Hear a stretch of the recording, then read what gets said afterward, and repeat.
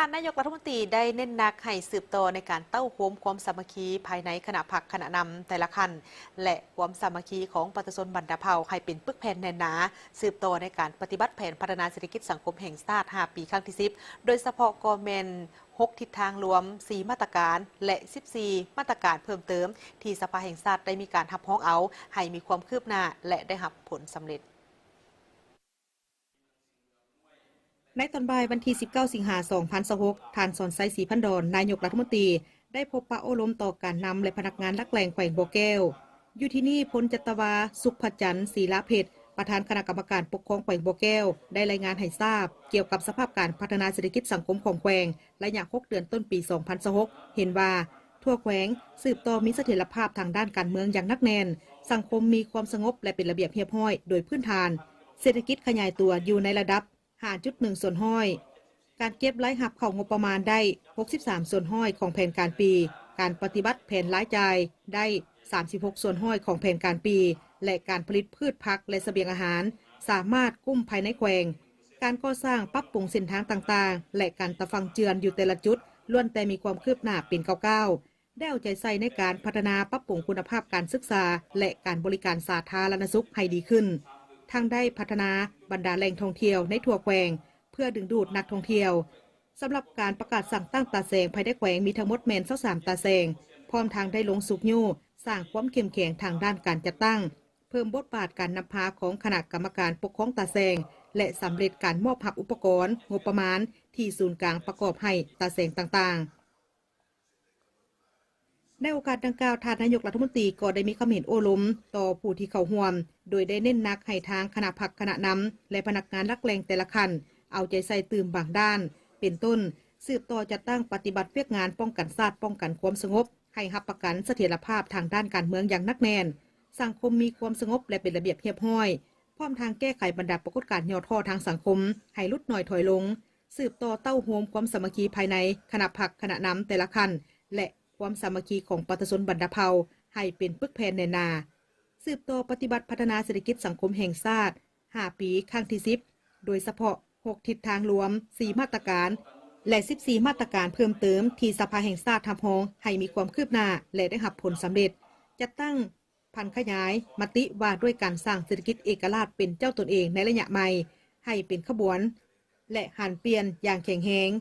สุ่มใส่การหันจัดเก็บรายรับเป็นทันสมัยจัดเก็บรายรับของงบประมาณจากฐานที่มีอยู่แล้วให้ครบถ้วนและขยายฐานรายรับใหม่ให้มีความมั่นคง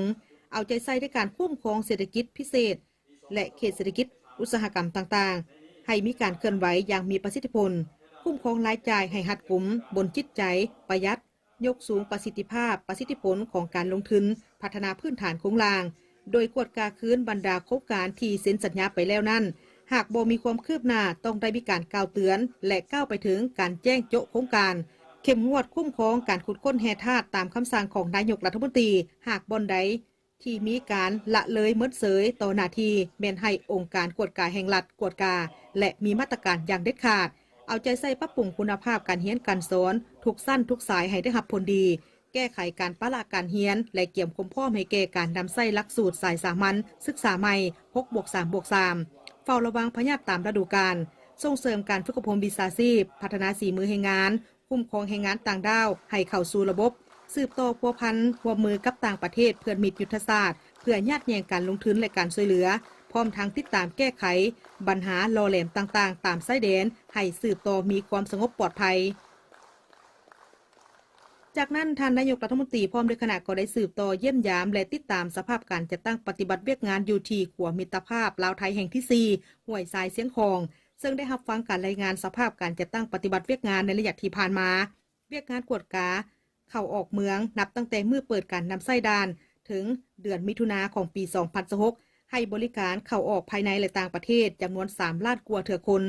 ในนี้ค้นเข้าจำนวน2ล้านกว่าเถื่อคนและค้นออกจำนวน1ล้านกว่าเถื่อคนส่วนเวียกงานของการจัดเก็บภาษีอากรประจำด่านนับตั้งแต่เมื่อเปิดการนำไส้ดานวันที่30เดือนกรกฎาคมของ2026สามารถปฏิบัติได้ 3,023 ตื้อกีบแผนรายรับของปี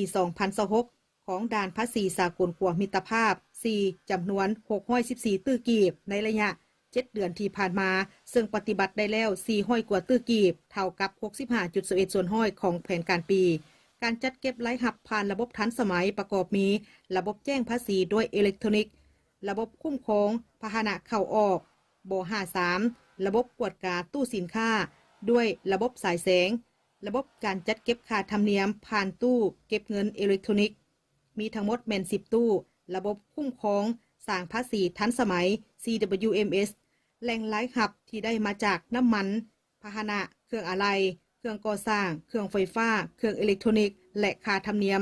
ด้านสินค้าผ่านแดนประเภทหมากไม้หมากทุเรียนหมากลำไยหมากมังคุดและหมากไม้อื่นๆตามฤดูกาลส่วนบริการวีซ่ากับด่านเริ่มตั้งแต่มือเปิดให้บริการวีซ่ากับด่านสากลมาฮอดเดือนกรกฎาคมของปี 2026 แมนสามารถปฏิบัติได้